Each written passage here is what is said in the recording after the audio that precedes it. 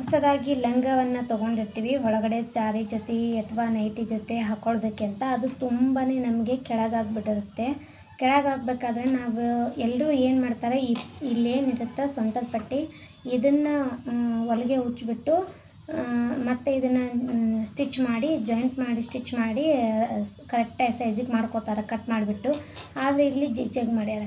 ಈ ಜಿಗ್ ನಮ್ಗೆ ಹೀಗೆ ಇರಬೇಕು, ಹೋಗಬಾರ್ದು. ಮತ್ತು ಇದು ಲಂಗ ಮೇಲಕ್ಕಾಗಬೇಕು, ತುಂಬಾ ಕೆಳಗಾಗಿದೆ, ಮೇಲೆ ಆಗಬೇಕು ಅಂತಂದರೆ ಒಂದು ಐಡಿಯಾ ಹೇಳ್ಕೊಡ್ತೀನಿ, ನೋಡ್ಕೊಳ್ಳಿ. ಇದು ಸರಿಯಾಗಿ ಸೈಜ್ ಬಂದ್ಬಿಟ್ಟು ಮಾರ್ಕ್ ಮಾಡ್ಕೊಂಡಿದ್ದೀನಿ ನಾನು ಲಂಗಕ್ಕೆ. ಇಲ್ಲಿದೆ ಸರಿಯಾದ ಸೈಜು, ಇಷ್ಟಕ್ಕಿದೆ. ಇಷ್ಟು ಕೂಡ ಲೆಂತ್ ಜಾಸ್ತಿ ಇದೆ. ಈಗ ಇದಿಷ್ಟು ಜಾಸ್ತಿ ಲೆಂತ್ ಆಗಿದೆ. ಏನು ಮಾಡಬೇಕಪ್ಪ, ನಮಗೆ ಎಲ್ಲಿ ಕಟ್ ಮಾಡೋದು ಬೇಡ, ಕಟ್ ಮಾಡ್ದೇ ಇದನ್ನು ಮೇಲ್ಗಡೆ ಮಾಡಬೇಕು ಅನ್ನೋದಕ್ಕೆ ಒಂದು ಒಳ್ಳೆ ಉಪಾಯ ಇದೆ. ಸಿಂಪಲ್ಲಾಗಿ ಫಾಸ್ಟಾಗಿ ಆಗುವಂಥ ಐಡಿಯಾ. ಈಗಿದು ಇಲ್ಲಿಗಿದೆಯಲ್ಲ, ಈಗ ಇದನ್ನು ಎಲ್ಲ ಕಡೆಯೂ ಈ ರೀತಿಯಾಗಿ ಮಾರ್ಕ್ ಹಾಕೋತಾ ಬರಬೇಕು. ಅಂದರೆ ನಮಗೆ ಕರೆಕ್ಟಾಗಿ ನಾವು ಅದೇ ಅಳತೆಗೆ ತೊಗೊಂಡಿದ್ದೀವಿ ಅನ್ನೋದಕ್ಕೆ ಗೊತ್ತಾಗುತ್ತೆ. ಈ ರೀತಿಯಾಗಿ ಅಷ್ಟಕ್ಕೂ ಮಾರ್ಕ್ ಹಾಕ್ಕೊಂಡು ಬನ್ನಿ. ನೋಡಿ, ಆ ಲಂಗನ ಹೊಲ್ದಿದ್ದೀನಿ.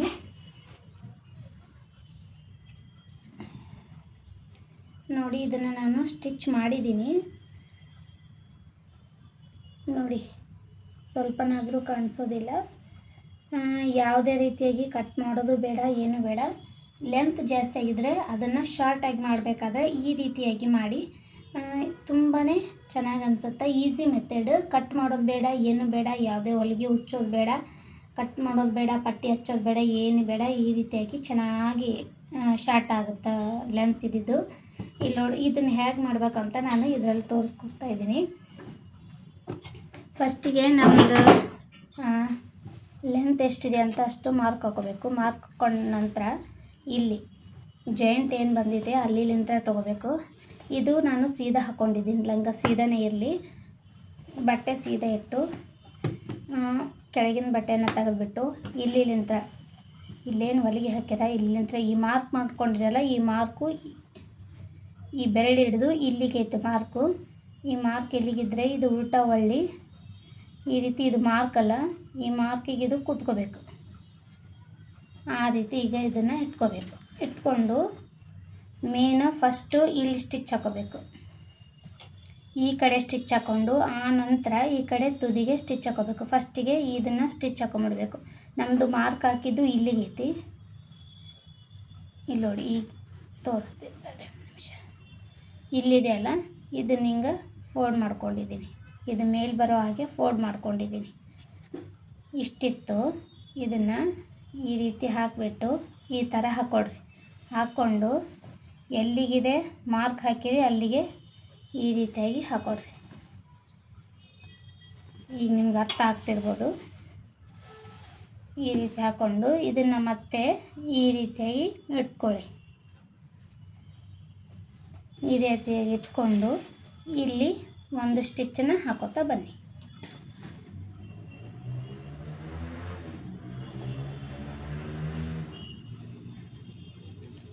ಫಸ್ಟು ಈ ಕಡೆ ಸ್ಟಿಚ್ ಹಾಕಿ ನಂತರ ಈ ಕಡೆ ಸ್ಟಿಚ್ ಹಾಕಬೇಕು.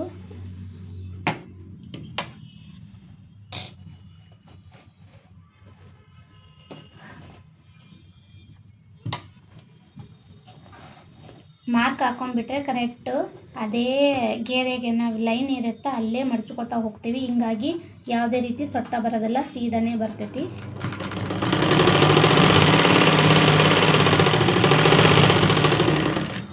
ನೋಡಿ, ನಿಮ್ಗೆ ಕಾಣಲಿ ಅಂತ ನಾನು ಬೇರೆ ಕಲರ್ ದಾರನ ಹಾಕ್ಕೊಂಡಿದ್ದೀನಿ. ನೋಡಿ, ಇಲ್ಲಿದೆ ನೋಡಿ, ಇದಿಷ್ಟು ಈ ಥರ ಹಾಕೊಂಬರಬೇಕು.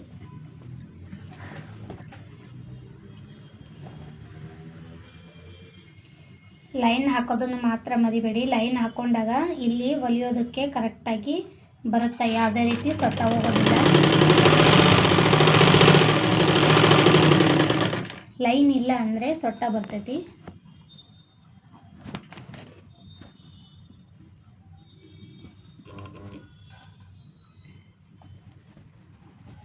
ಈ ಥರ ಲೈನ್ ಹಾಕ್ಕೊಂಡ್ವಿ ಅಂದರೆ ಅದು ಲೈನಿಗೆ ಕರೆಕ್ಟಾಗಿ ಹಿಂಗೆ ಥರ ಹಿಡಿದು ಹಾಕ್ಕೊಳ್ಳೋಕೆ ಬರುತ್ತೆ.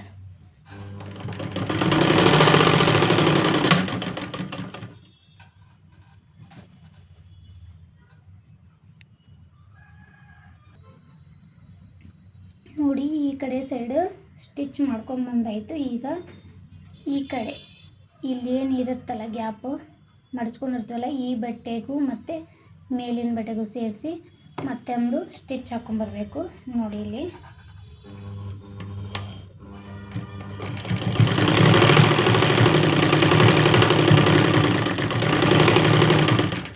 ಈ ಥರ ಹಾಕ್ಕೊಂಡ್ರೆ ಇದು ಇಲ್ಲಿ ಹೊಲಿಗೆ ಬೀಳುತ್ತೆ. ನೋಡಿ ಕಾಣಿಸ್ತಿದೆಯಲ್ಲ,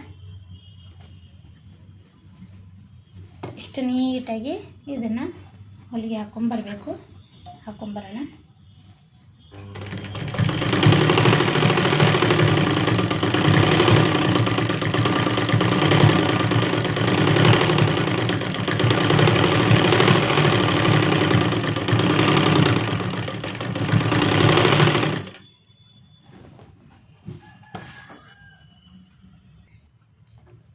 ನೋಡಿ ನಾನು ಹಾಕ್ಕೊಂಡು ಬಂದಾಯಿತು. ಇಲ್ಲಿ ಮತ್ತು ಇಲ್ಲಿ ಹಾಕ್ಕೊಂಡು ಬಂದಿದ್ದೀನಿ. ನೋಡಿ ಇಲ್ಲೊಂದು ಫಸ್ಟು, ಆಮೇಲೆ ಸೆಕೆಂಡ್ ಇಲ್ಲಿ ನೋಡಿ ಹೇಗೆ ಕಾಣಿಸುತ್ತೆ. ಏನು ಕಟ್ ಮಾಡೋ ಅವಶ್ಯಕತೆ ಇಲ್ಲ. ಹೊಲಿಗೆ ಬಿಚ್ಚಬೇಕು, ಕಟ್ ಮಾಡಬೇಕು, ಮತ್ತು ಅದನ್ನು ಜಾಯಿಂಟ್ ಮಾಡಬೇಕು ಅನ್ನೋ ಏನು ಟೆನ್ಷನ್ ಇಲ್ಲ. ಪಟ್ ಅಂತೇಳಿ ಈ ರೀತಿಯಾಗಿ ಎರಡು ಹೊಲಿಗೆ, ಇಲ್ಲೊಂದು ಹೊಲಿಗೆ, ಇಲ್ಲೊಂದು ಹೊಲಿಗೆ, 2 ಹೊಲಿಗೆಯಲ್ಲಿ ನಾವು ಲೆಂತ್ ಇರೋ ಲಂಗನ ಶಾರ್ಟಾಗಿ ಮಾಡ್ಕೋಬೋದು. ತುಂಬಾ ಈಸಿಯಾಗಿದೆ ಇದು. ಮತ್ತು ಇದಕ್ಕೆ ಒಂದು ಲಂಗಕ್ಕೆ ನೀವೇನು ತೊಗೊಂಡ್ಮೇಲೆ ಇದು ರೆಡಿ ಬಂದಿರೋ ಲಂಗ, ಇದಕ್ಕೆ ಹೊಲಿಗೆಗಳೆಲ್ಲ ಲೂಸಾಗಿರುತ್ತೆ. ಹಾಗಾಗಿ ನಮಗೆ ಹೊಲಿಗೆ ಹಾಕಂತೆ ಕೊಟ್ಟಿರ್ತಾರೆ. ನಾವು ಇಲ್ಲಿ ಹೊಲಿಗೆ ಹಾಕಬೇಕು. ಸೊಂಟದ ಪಟ್ಟಿ ಇರ್ತಲ್ಲ, ಇಲ್ಲಿ ಹೊಲಿಗೆ ಹಾಕಬೇಕು. ಮತ್ತು ಇಲ್ಲಿ ಒಳಗಡೆ ಎಷ್ಟು ಸ್ಟಿಚ್ ಇರುತ್ತೆ, ಜಾಯಿಂಟ್ ಏನು ಬಂದಿರುತ್ತೋ ಅಲ್ಲೆಲ್ಲ ಹಾಕಬೇಕು. ನೋಡಿ ಇಲ್ಲಿ ಒಳಗಡೆ ಇದು ಒಂದು ಜಾಯಿಂಟ್, ಮತ್ತು ಇಲ್ಲೊಂದು ಜಾಯಿಂಟ್ 2, ಇದೊಂದು 3 ಜಾಯಿಂಟ್ ಬಂದಿದೆ ಈ ಲಂಗಕ್ಕೆ. ಈ ಇಲ್ಲೊಂದು 3, ಇಲ್ಲೊಂದು 4, ಮತ್ತು ಇಲ್ಲಿ 2, 5 ಸಲ ಹೊಲಿಗೆ ಒಟ್ಟು 5 ಸತಿ ಹಾಕಬೇಕು ಲಂಗಕ್ಕೆ. ಇಲ್ಲಿ ಜಾಯಿಂಟ್ ಬಂದಲ್ಲೆಲ್ಲ ಅದನ್ನು ಇದಕ್ಕೆ 3 ಜಾಯಿಂಟ್ ಬಂದವು. ಒಂದೊಂದು ಲಂಗ ಕೊಟ್ಟಿರ್ತಾರೆ, ಅದಕ್ಕೆ 4ರಿಂದ 5ವರೆಗೂ ಜಾಯಿಂಟ್ ಬಂದಿರುತ್ತೆ. ದೊಡ್ಡ ದೊಡ್ಡ ಲಂಗ ಇದ್ರೆ ಅಷ್ಟಕ್ಕೂ ಹೊಲಿಗೆ ಹಾಕಿ ಕೊಡಬೇಕು. ಇಷ್ಟು ಕೊಟ್ಟರೆ ನಾವು ಹೇಳೋ ದುಡ್ಡಿಗೆ ಅವರು ಜಾಸ್ತಿ ಆಗುತ್ತೆ ರೇಟು ಅಂತಾರೆ.